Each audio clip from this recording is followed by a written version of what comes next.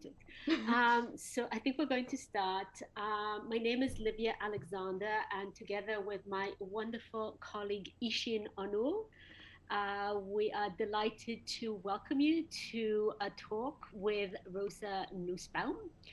Ishin is right here with us, so as well as Natalie, the Executive Director of Residency Unlimited. And on behalf of all of us, we are delighted to welcome Rosa, who was one of 7 artists who participated in Residency Unlimited's thematic residency earlier this year, Food Futures. Her work, Space Witches, which she will be discussing with us today, is an extension of her participation in this residency and is part of the ongoing exhibition that we currently have on our website, Thinking Food Futures, which you can see at thinkingfoodfutures.org, which is linked to the main RU website, residencyunlimited.org. So multiple ways of finding the wonderful projects that are currently on the site as part of this. Rosa is a German-British visual artist who's based in Philadelphia. Her work is situated at the intersection of performance, video, and sculpture, with an emphasis on interactivity and technology. What is evident in Rosa's work, which I especially appreciate, is her biting humor and elaborate mise-en-scène, which she creates all from scratch by herself as a result of her very intriguing imagination, in which she explores questions of history, questions of ideology and power structures, with a particular focus on how institutions attempt to normalize the body. Rosa plays with the material of institutional authority and through the lens of gender and immigration. And through all that, she sets out to expose the underlying desires of institutions. Her work has been exhibited internationally, including commissions for Glasgow International in Scotland, a solo exhibition, Horizonland, at Women and Their Work Gallery in Austin, Texas. She recently completed the residency at Paradise Artist in Residence in Japan, as well as the International Studio Program in Weimar. And if I'm not mistaken, Rosa can mention to you, I believe she's giving an artist talk about the project that she completed as part of that residency next week. Rosa received a BFA a BFA in Fine Art Print and Time-Based Media from Wimbledon College of Arts in London, as well as an MFA in Studio Art from the University of Texas in Austin, Texas. Before we begin, I want to thank our sponsor, the Department of Cultural Affairs in New York City, that has generously funded both the residency and the talk today. I also want to mention that we have available today closed captioning, and that is available if you look at the bottom of your control panel. There's an option for closed captioning that you can activate. I also want to mention that this session will be recorded. And then finally, to say that Rosa will be available for questions and answers at the end of the session, but please do not hesitate to post any questions that you have in the chat for Rosa to address once the presentation is over. So Rosa, without further ado, we are delighted to welcome you. Rosa, please show up. I'm here. Okay, can everybody hear me? Can everybody see me? Yay! All right, so thank you so much for that glorious introduction. I feel super special. I'm just organizing my Zoom to be right, and I'm gonna get my speaker notes up so that I can be all together. So yeah, this is the project I've been working on for the last year-ish, not quite, Space Witches, for Residency Unlimited's Food Futures Residency and Thinking Food Futures Residency and exhibition. It's been an absolute delight getting all the input from all the wonderful people who I got to work with. And yeah, the work is a direct result of that time I spent there. Just a couple of things before we get started. The closed captions should also be available for Twitch users if you click the link in the comments section. It's an otter.ai link that I've posted. So this talk is being streamed simultaneously on Twitch and on Zoom. So hopefully this is going to work out well for everyone involved. Thanks everyone for joining, especially those of you guys who are in Texas and are like conserving battery but still coming to see me. I really, really, really appreciate it. All right. So I'm going to talk today about a lot of like heady conceptual stuff that went into the work, but I'm also going to talk about the making of and giving you guys a sense of what it was like to, you know, physically work on this project. A little bit of taste of that coming up. So you get the idea. And again. All right, so my project is called Space Witches. It is a 3JS web installation. If you don't know what that means, that's totally cool. I'm going to show you.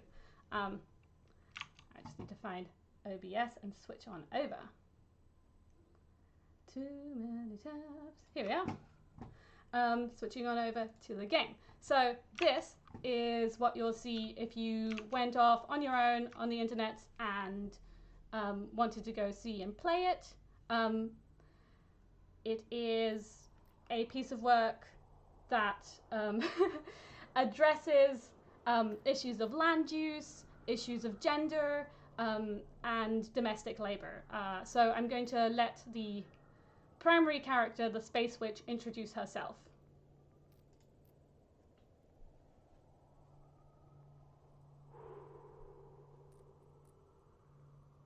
You do not remember, but once I came to you in a dream.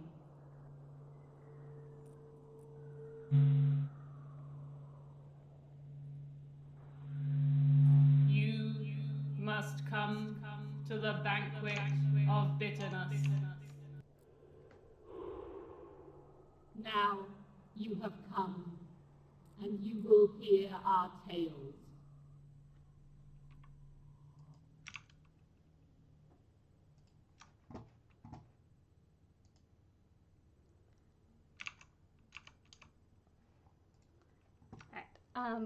So this project took shape because I was trying to think about alternate histories that we could be digging. So, sorry, I'm a little nervous. Over the last year, I think we've all been sort of re-examining the space and the world that we're living in.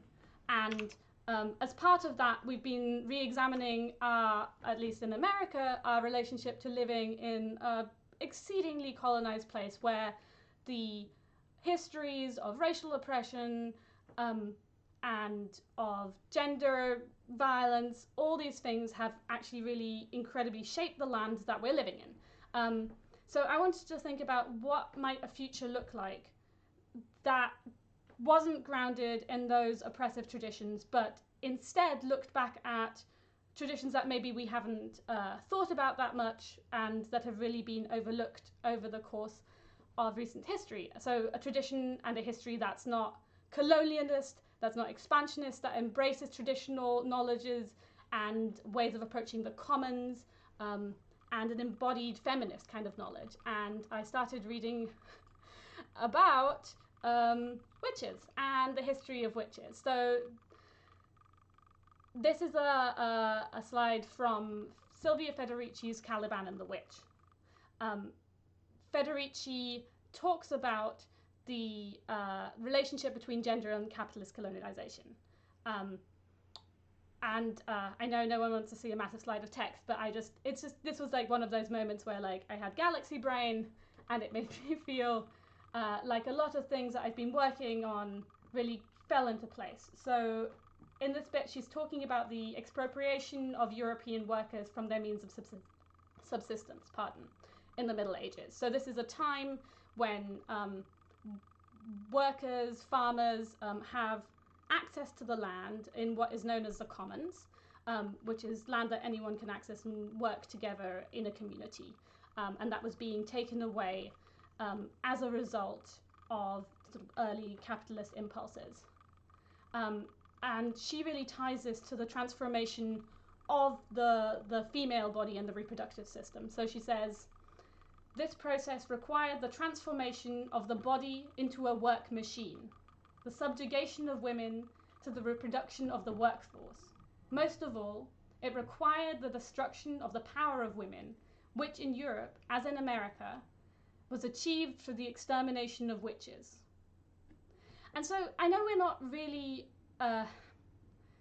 actively thinking about additional colonization in these times, but I think the one sort of vestige of that where we still have this sort of colonialist, expansionist logic very explicitly is when we talk about space travel and sort of colonizing the outer reaches of space, and space is the final frontier, and the sort of logics of space travel are all about kind of, what's the word I'm looking for? Sort of macho, outward expansionist feelings. Think Elon Musk.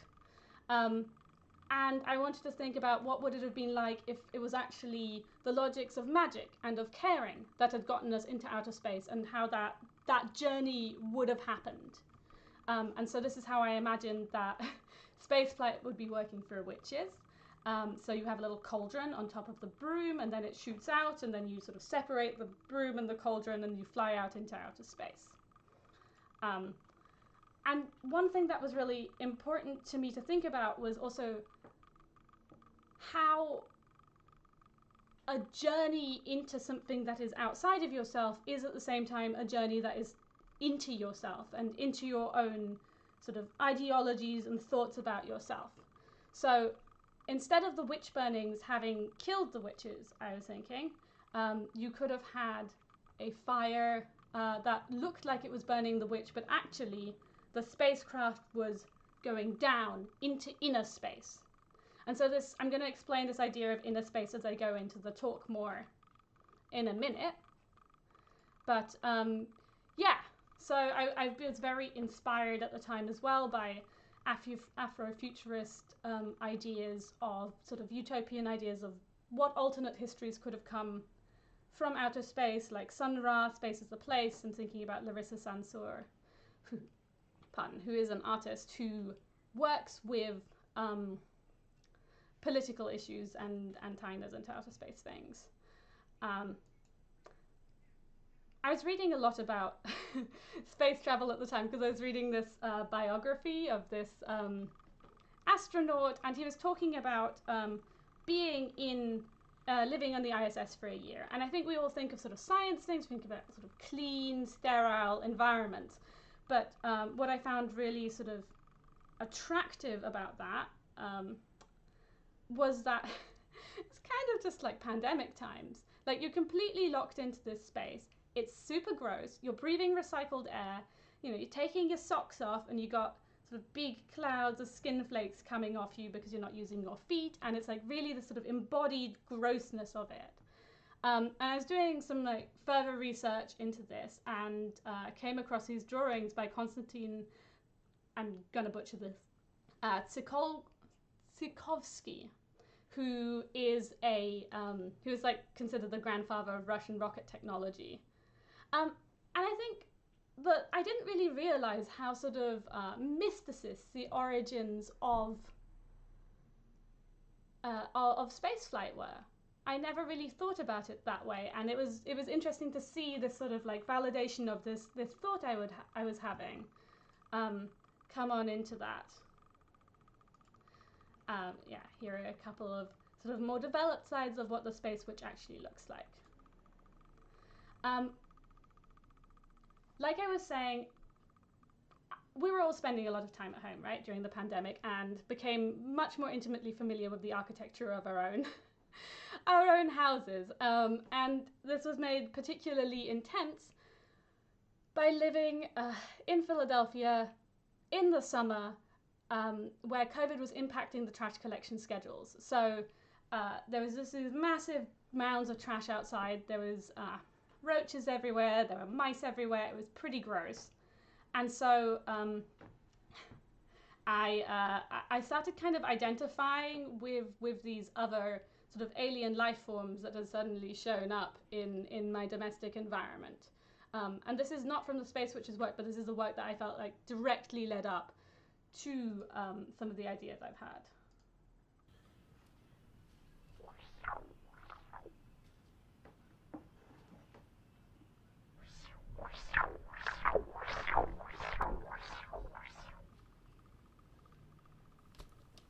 I'm really thinking about this idea of being like very passive, being very squishy, and what it would be like to be a kind of verminous creature that's inhabiting the homes that we live in.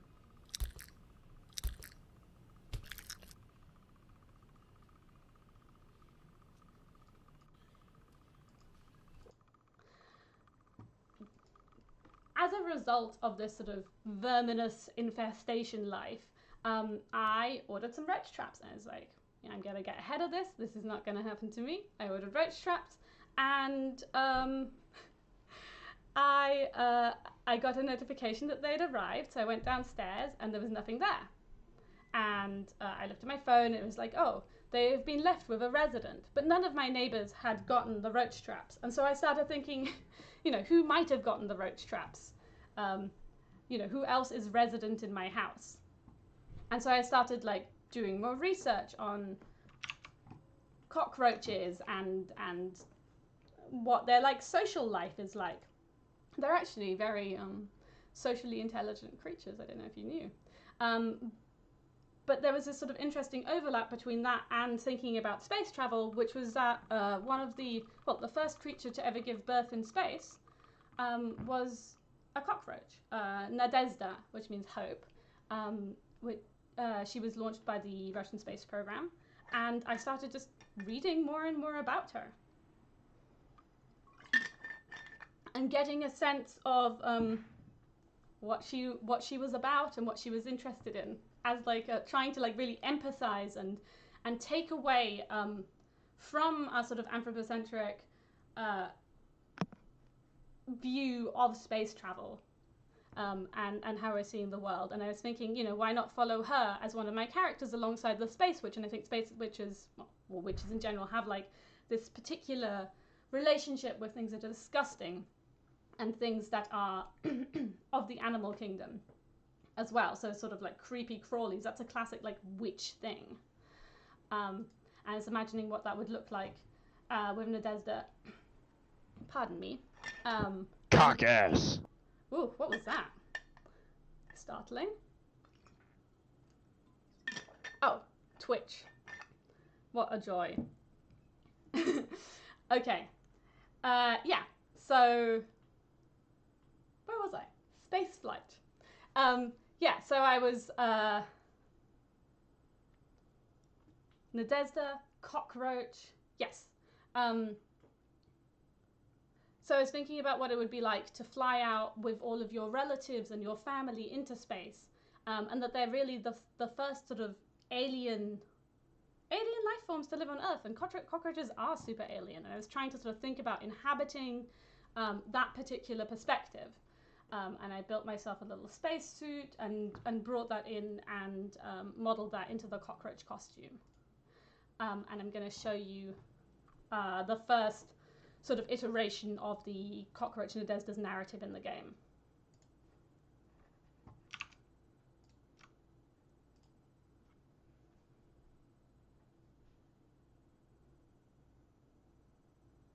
Ooh. The ear of a man who lived in the Voronezh Oblast of the Russian Federation. I lived in the ear with my family. 5 of us children and our father. It was a good home. Small, cramped even, but warm and full of harmony.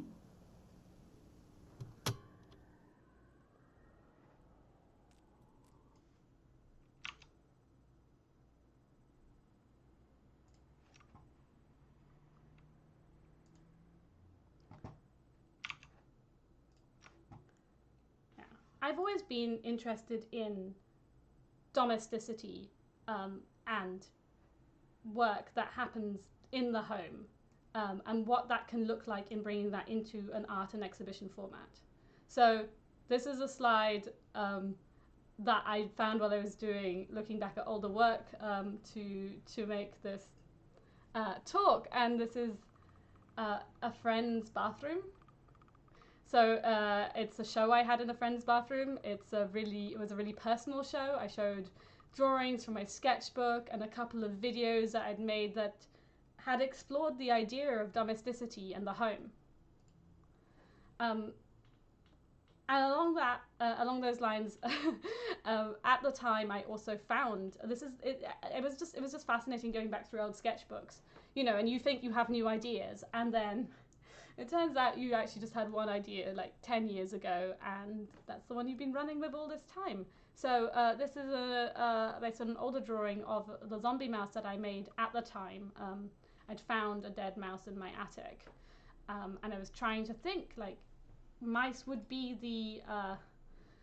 the perfect sort of narrators of what it means to have a home and be in a home, because they know so much more about it and its body.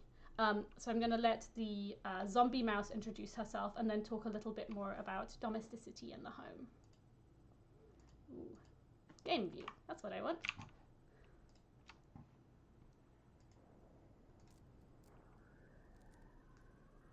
We are the queen of the zombie mice. You may not know us, but we have been there always.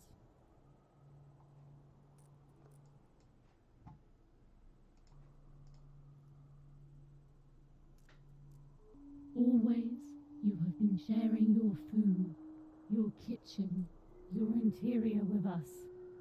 You are not sealed in the egg of your house.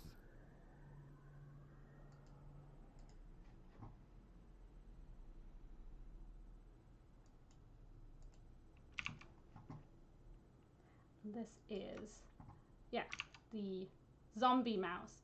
Let me just find my slides. There we are. So her whole she was supposed to start off as just like a regular zombie mouse, but as I was making her costume, she became more and more regal. And in order, I think, to speak for all of the zombie mice, she became the queen thereof. And so a lot of this thinking that's gone into this project has been very directly linked to the work I did earlier on this year, last year, 2020, in January, with my collaborator Kevin Brophy. So it was actually all like closely based on this book by Carolyn Corrado Perez called Invisible Women. In the book, she lays out how the fundamental biases we hold influence design, architecture, and urban planning. So from the radial arrangement of public transport to the literal bricks that we use to build houses with, those things have systematically designed out caregivers, have systematically designed out women. And so this is a print piece where we're looking at the average female hand size in relation to brick size and how that causes excessive wrist strain in manual laborers. And so we put the show up 3 days before COVID lockdown, so that didn't last very long, but so I'm very excited to be able to talk about it a little bit here, because it really very directly led into the Space Witch project. So this is, in the book, Corrado Perez talks about how really all of our Western architectural systems are really based on this imaginary male Vitruvian body. So like the height of windows, the height of mirrors, all these sort of things are subtly gendered in this, and ableist and racist in all kinds of ways. But the real sort of realization that was very exciting for both of us, for Kevin and me, I think, was that there is this really interesting tradition of material feminist architecture and sort of utopianism that I didn't know anything about, and that there's all these like city plans and plans for houses that actually are like conceptually so interesting because they bring out domestic labor. I know if you're looking at these plans right now, you can't necessarily see it, but they bring domestic labor out into the public space. So you can see in this like Marie Howland design for kitchenless houses, there's like 4 kitchenless houses around the edge, and then there's a kitchen that's communalized in the center. So this idea that there is a tension between this invisibility of domestic labor and real like egalitarian societies, and that can be addressed in a design context is so fascinating to me. And that's why so this is the pattern that we made based on this research that became part of this hyper-technologized boudoir that we made and this sort of World Fair style presentation. But that research actually directly led back into what I was thinking about specifically with the zombie mouse. So you can see her here like lying caught in the kitchen, but and thinking about that in the kitchenless house, but I actually physically incorporated the patterns that we were using in this new piece. And I'm just going to play you one more clip from the zombie mouse to give you this idea of how she becomes this narrator of architecture and our relationship to housing.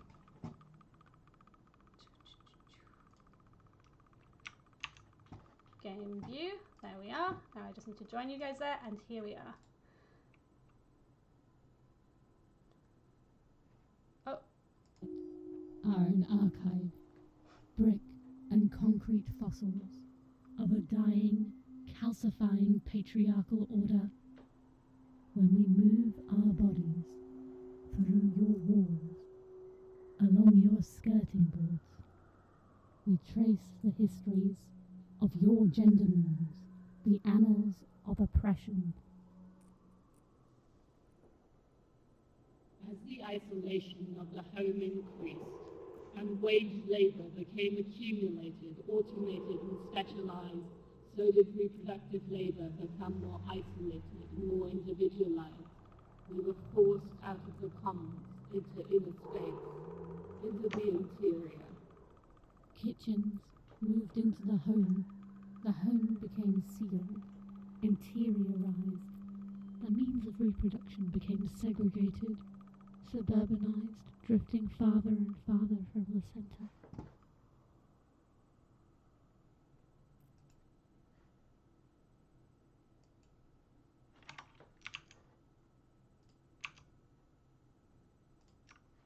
Okay. Yeah, so you can see how she like really is this almost historian, where she's talking about the way that the houses that we're actually moving around in are physically orienting our bodies into particular types of behaviors, into particular types of socialization. Ooh, here's a note for me to go to the game. And so that really like led me into thinking about this like tension between the inner and the outer space, right? The like idea of extracting the kitchen out of the house so that the boundary between inner and outer space could be porous. And also that this could be like kind of a bit disgusting. So like the apartment that I live in had a bit of a leak problem. It's that I thought was quite witchy, which was sorry, and also like was actually kind of quite a big inspiration for the project. Pardon. Which was that it suddenly started growing mushrooms. And also going back to thinking about like being contained in a pod in the ISS and how like physical and gross that is. And so this is some footage over the 24 hours that we had a mushroom growing in our house while other people were sort of making more productive things like sourdough. We had this whole sort of umbrella that started expanding, and I thought that was in some ways kind of a good omen for me becoming a witch, because I think being a witch is also, historically speaking, about unproductivity, right? It's about saying no to the impulses of capitalism, but also about like one of the reasons that witches were persecuted is that they had control over their own reproductive systems. So the knowledges that got passed down from generation to generation about the womb, about the functionings of the female reproductive system, and what herbs and things you could use for that to not produce actively, were one of the reasons that witches got hunted down and burned. And then I saw this, so there's another one of those drawings from the Konstantin Tsiolkovsky, I'm so sorry, exhibition that a friend was actually showing me, which was great. And I thought, like, this is before space travel has happened, right? So he's like ideating about it and thinking about airlocks and and I love this little guy in the bottom right because he's basically like an umbilical. Like the spaceship is like this womb thing that he's like coming out of but still attached to. And so I wanted to bring space travel, this idea of outer space and inner space, into a continuum with the body and even with the mind, sort of, you know, self-reflection. And so that we could expand through caring and inward looking rather than expanding outwards in a colonialist, expansionist way. And I'm going to play you the last sequence I'm going to play you today, which is... and then we're going to do some making of. Game view. Yes. Oh, we're there. Okay, cool. I won't forget to switch the sound on again. Here we go. The last space witch sequence that deals with inner space. Let me show you.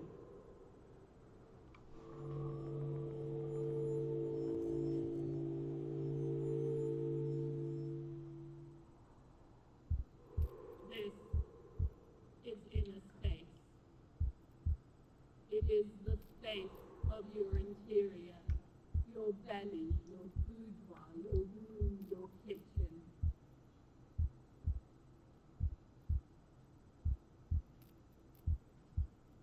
We have found life in inner space. Many of us have perished in inner space. We died on your counters and behind your baseboards. Some of us died in outer space. We died in laboratories on Earth and in orbit. Our bodies have stood in for your bodies. Our pain has stood in for your pain. Yet in inner space we became familiar. The analogizing of your body with your home, your cleanliness with its hygiene, has set you at odds with us. Their dirtiness from natural allies to adversaries. You have caused us pain, but we have overcome these divisions. Now we have become familiar.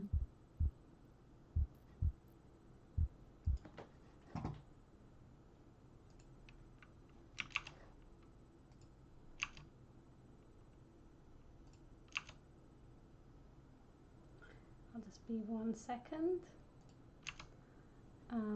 Here we are. Okay. And yeah, so the idea was to be able to like physically travel like through the mouth, into the gut, into the like very literal interiority of the person. Here's my note to myself to go to the game. Yeah, and so that's the last bit of the game I'm going to show you. I mean, game is also an extreme word. It's a very it's a very scripted experience, and I'm actually excited to do more game work. And I thought I'd just show you a little bit about like the physicality, the things that inspired me of making the project. So I think for those of you who have either know me or have seen Shira, you might be getting like an idea of some other influences that were coming into the work. So I was really excited about seeing that something that was so prefigurative and exciting and had such lovely politics and was so fun. And I think, you know, I was living in the house with the gross mushroom coming out of the ceiling, and I thought it would be really joyful and pleasant to be like a space princess, and also have a really like positive energy. And I know the work is very creepy, I'll talk about that in a second, because I do think that domesticity is quite creepy. But I think that there was still like a lot of positive energy that went into making it. Another fun thing that happened while I was making the work was that I initially, so I really like working with foam. I think it's a really it's a weird material. It's horrible to wear in the costumes. You get so hot, but it's really, you can make really delightful shapes, and you don't have to work with solvents to make them. But I was experimenting with this new puffy paint, and I initially followed a sort of online recipe. It's very crafty, so it's like a kid's recipe, and it was made with flour. And I mean, as you may have deduced, we may have had a little bit of a mouse problem at the time I was making this work. And apparently it was very delicious as a costume. I wonder if I still have them here. So it's the little booties that I made. You can see how much detail there is in the picture that all got snacked off by mice. So that was a challenge in the work, but also fitted really nicely. So it was also sort of weirdly satisfying. And then I thought I'd just quickly take you through the process, because of bringing these very physical costumes that, by the way, I have here presented, and I can show you more in the Q&A if you like, but of bringing those into a digital space, because it was really important to me to have this like very intense materiality in some of the green screen filmed stuff, but also have these, 3D characters and stuff that you can see in your home, because it's a pandemic and we don't need to like sneeze on each other, and it's cool and no one gets COVID. And so the way you do it, or the way I did it, is to use photogrammetry, which is a sort of emergent technology where you take a bunch of pictures of a thing and then you put them into a program, and it's like, oh, I understand where these pictures were taken from. I'm going to make you this point cloud out of various images and composite those into a 3D model. And you can see that the 3D model's a bit jank, right? Like, she's a bit melty. And her trap especially got kind of melted down, which is, I was actually really lucky that I used the method for making the costume that I did, because they are so textured. It turns out that that is actually the way to go for having really, really good photograms. And I actually ended up in a bit of hot water with some of my reflective things that I had made out of, where does my headphone cable reach this far? Yes. With some of the more reflective things that I had made. So underneath, I don't know if you can see, maybe you can see it from the inside, this is all recycled like Whole Foods cooling bags. Anyway, just making sure everything's okay. Yes, Whole Foods cooling bags. Yeah, and so I when the program takes all these pictures, it does not like reflection. Sorry, that was a long way of saying that, but it is not happy if you have reflective materials. And so, as you can see, this is all like matte white, and what is actually recommended to use if you don't have tons of money is athlete's foot spray. So this has a very particular scent, and it is a highly medicated piece of gear.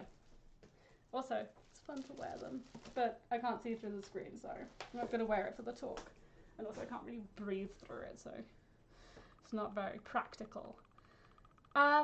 Yeah, so I did a bunch of green screen work with them as well, and then was able to combine them in a way that I liked. I'm basically coming towards the end of the talk, I think, time-wise. Yeah, I'm just got a couple more slides.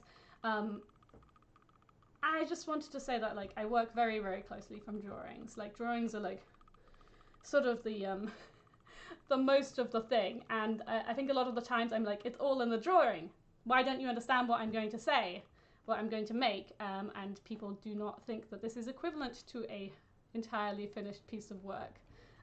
So I feel like a lot of my work is just explaining what I drew in the first place. So this is me modeling the cockroach cauldron spaceship that ends up being the centerpiece of the installation.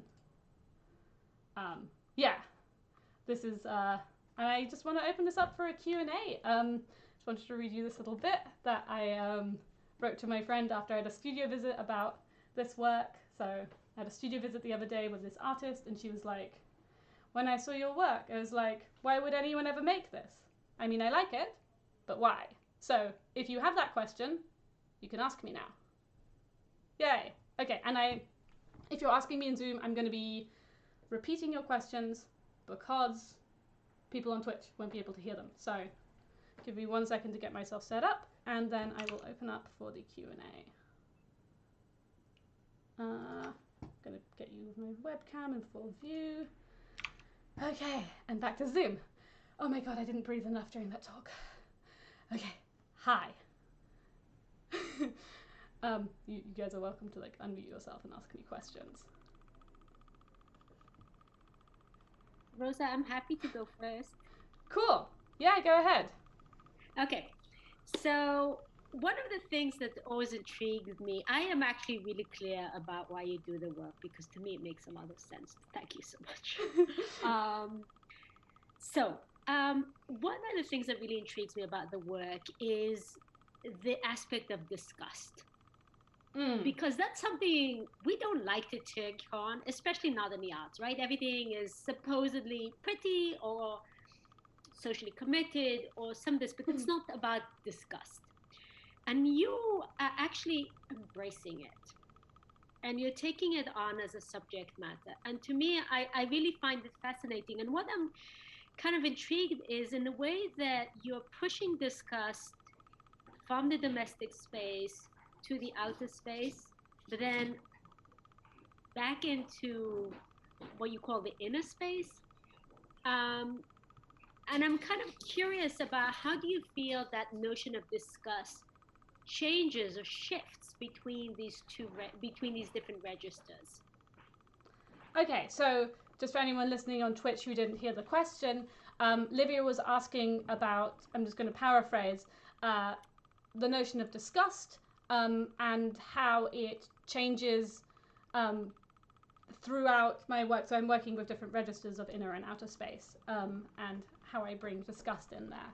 I think part of it is like things that are disgusting are definitely fascinating, but I think they also open up like an entryway, if that makes sense. So if you're like thinking about like Kristeva's powers of horror, like, oh, that's what I wanted to, I forgot to show you guys. Never mind. I think a lot of the video games and the media that I've been attracted to are like quite disgusting and quite horrible.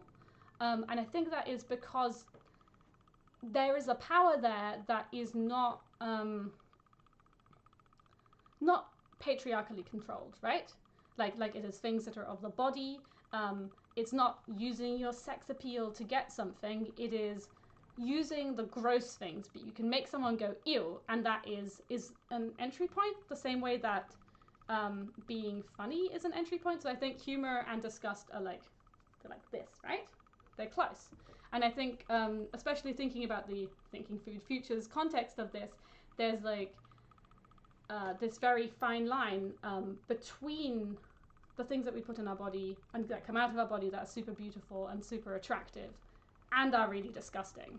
So I think it's like teasing out that continuum between what is, you know, beautiful on the inside and what is disgusting on the outside, and seeing if we can sort of go back and forth between those feelings. Because I think, like, I mean, I've been working with this cockroach image, and like, they're super gross, right? That's really, really, really gross. But I think that what I've made is quite beautiful, but maybe I've been looking at it for too long. And I think that tension leads somewhere. I'm sorry, Livia, if I didn't answer that question completely. But yeah, I think that's a really good question. And I haven't actually been asked about the disgustingness of my work a lot of the time, because it's often also layered under sweetness. I'm seeing things in the chat as well. Oh, Rosa. thanks, Denise. Yeah. I have a question for you. Yes. I have a question in regards to the characters themselves and sort of this place that you put them in. Mm-hmm.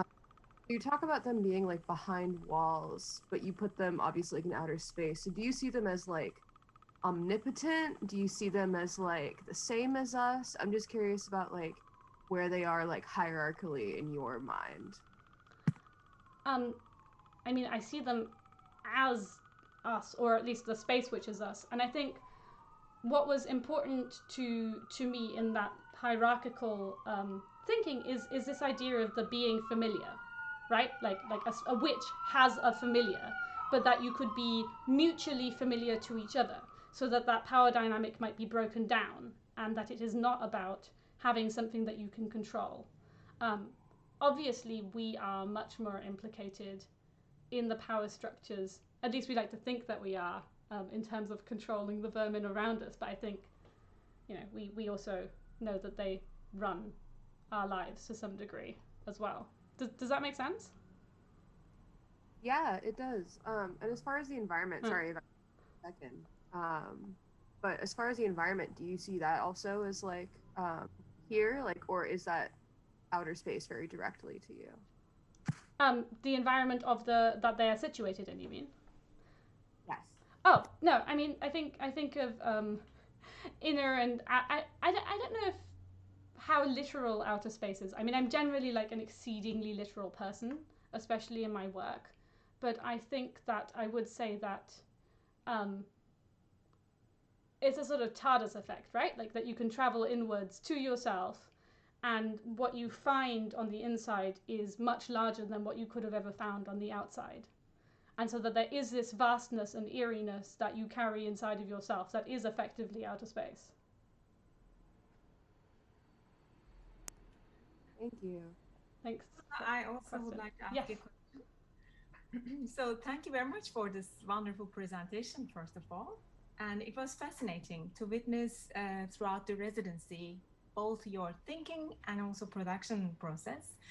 It was a great delight. We worked together for months, actually, and we had the chance to follow how the work is developing. And I'm particularly fascinated by the multifaceted aspect of the work, not only conceptually, as you presented so well in your presentation, but also materially, how you started working with all these materials, and then they turned into, like, first the haptic elements was very prominent, all these sculptural objects that you have produced, and of course starting with all those drawings, and then transforming them into this digital space, then also this aspect of gaming, but also the very performative aspect that also involving your body, your presence into the work, being the part, and letting us to interact with that. And all this transformation continued in such way that I still see it as sort of open-ended. Do you think the work has been completed, or would you wish to take this digital space into a physical space together with all these material you created during this process, including the performative aspect that you would actually have in physical space? Would you imagine another step for this project? That's a really interesting question. Also, in case I haven't said this like multiple times, it was been so wonderful working with you and Livia, and I feel so lucky to have had this sort of overarching long-term project with that much sort of guidance and help and support throughout, and also the wonderful talks you organised and everything. Yes. It's funny that you say that. I've actually just been asked by the University of British Columbia to be involved in some of their hybrid online and in-person programming with this project. So it's, I mean, obviously in terms of it being finished, I have a bunch of technical things that I want to improve for people's, you know, experience and user experience, because I was very proud of myself. I coded it all myself. I got some help, but I did, and I was very like, I did a thing, because I've been working with technology, but I've often been doing that in collaboration with people. And I think in terms of taking things further, I think it would be incredibly exciting for me to be, now that I have this like ability to move smoothly between the digital and physical space, and I feel like more powerful in that way, that I can also go further to make more work that is sort of grounded on this work. I would love to do an in-person performance and exhibition. I guess we'll see how that works out, you know, pandemic-wise. I think it would be really nice to do it in a domestic setting, actually, and maybe even do, you know, live stream events that have that involved, so you can still do it digitally, but in the home. I'm almost sad that with the work that I made, it didn't quite end up reflecting the physical space that I'm in very much. I thought I had to take it out, and I think one thing I've learned is actually that I want to present it and keep it there. Thanks, Ishin. If there are any questions, by the way, you can just feel free to turn on your cameras and simply join to the discussion at this point, I would say. It's also really nice. Oh, hi, Victoria. Did you decide to become a witch? I thought initially that I was just making a work about witches, but I think I'm a witch now, especially once I got the mushroom.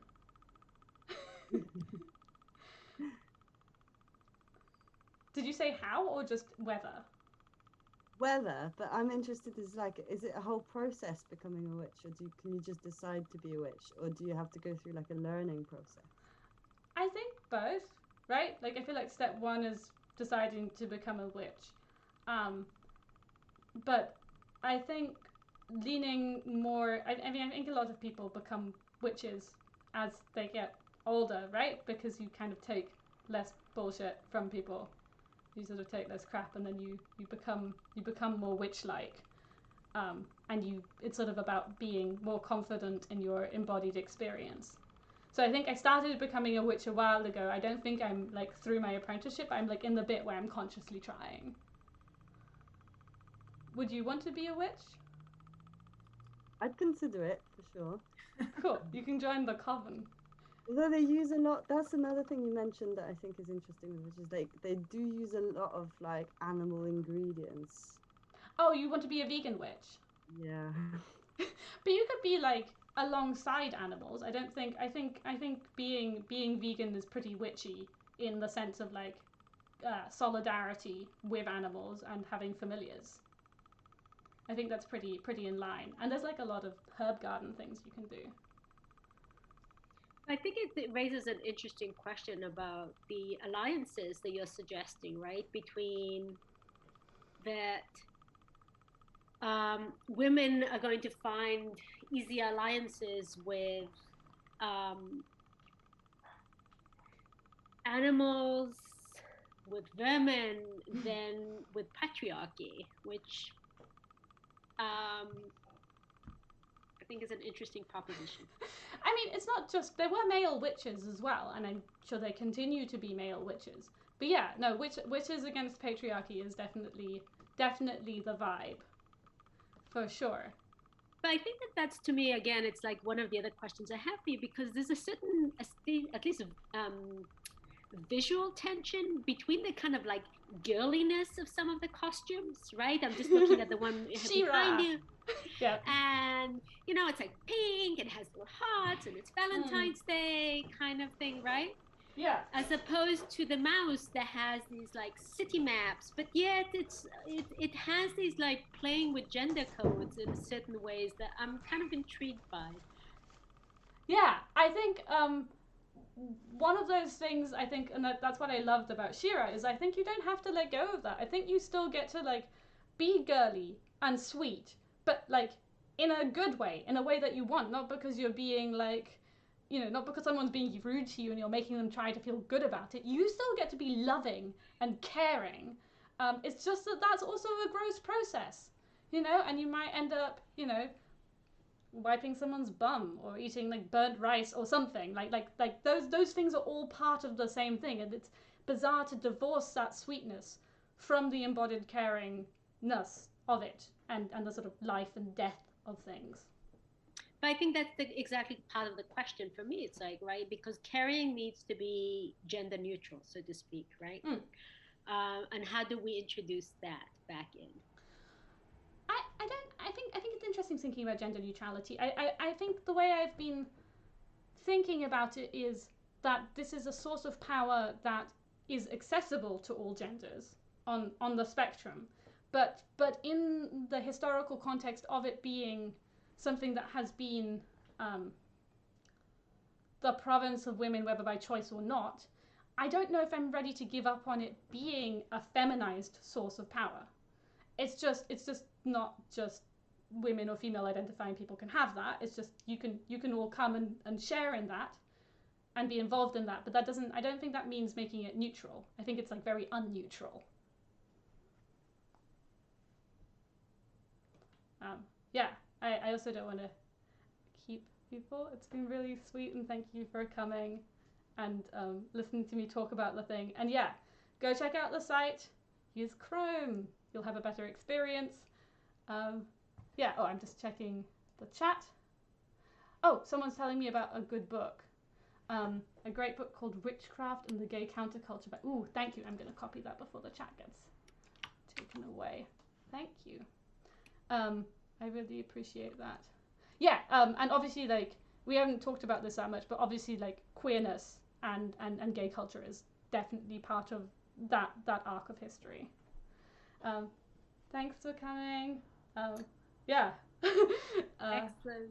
Thanks. So we're just perfectly on time, right? We're like just running out. So any kind of last comments, questions, thoughts, ideas anyone wants to share before we bid our farewells? Excellent. So thank you so much, Rosa, for such a wonderful presentation. And I invite you all to come back to future RU talks, and we'll stay healthy, everybody. We'll see you soon. Bye. Bye. Thank you, Rosa. Thank you, everybody. Thank you. Bye. I'm gonna end the Twitch stream. Bye everyone on Twitch. It's just us now.